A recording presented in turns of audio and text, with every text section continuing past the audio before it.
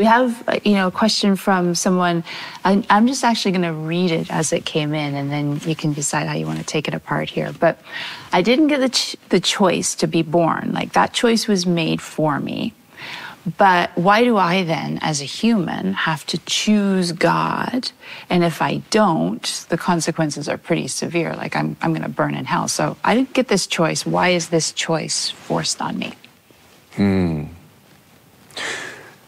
So there's kind of a couple of answers. Oftentimes there's like a pastoral response. You're talking to a family in a hospital about a difficult situation that they're looking at, and there may be a theologically correct answer. That's not the time for it, right? And so it's a different moment. And not that you have two different truths, but just wanting to be careful. So if that was in my living room and we were back and forth, I'd say, hey, it sounds like you may have been hurt, or you're angry, you don't like your life right now. Can we talk about that? Because that could just slide towards resentment and all kinds of life bitterness.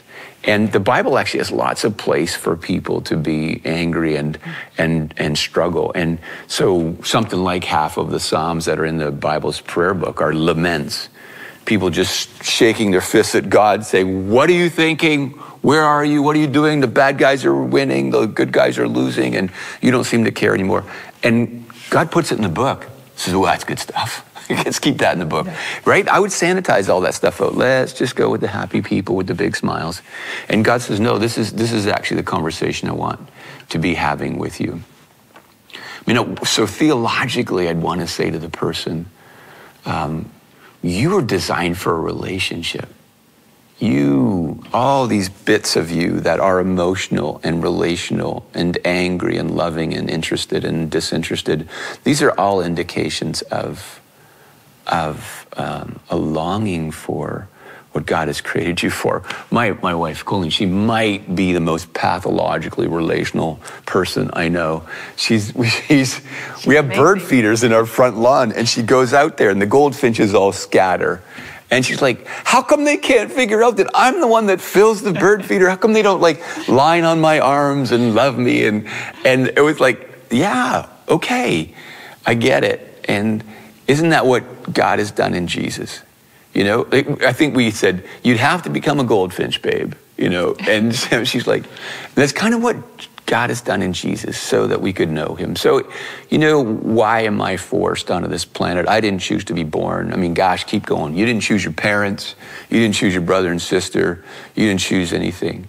And you could live your life resentful and bitter.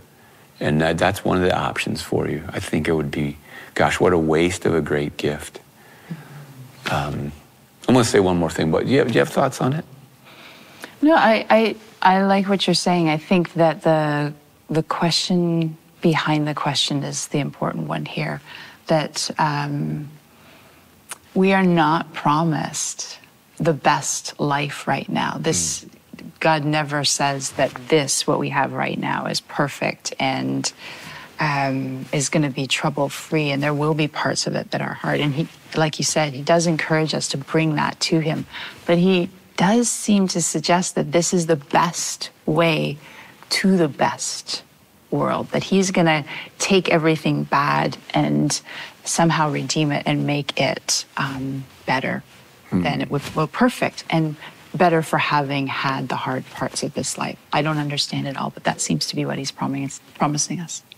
Jesus told a story about 3 guys that were given gifts. And for whatever reason, the word is actually talents, which was supposed to be a big chunk of money, big lump of gold. And one guy was given 5 talents, and the other guy was given 2 talents, and the last person was given 1 talent. And 2 of them went off and just had a lot of fun with what they had. Not surprisingly, the one with 1 got resentful and bitter, buried the gift. And when he explains to the master why he buried the gift, I knew you were a hard man. I knew this.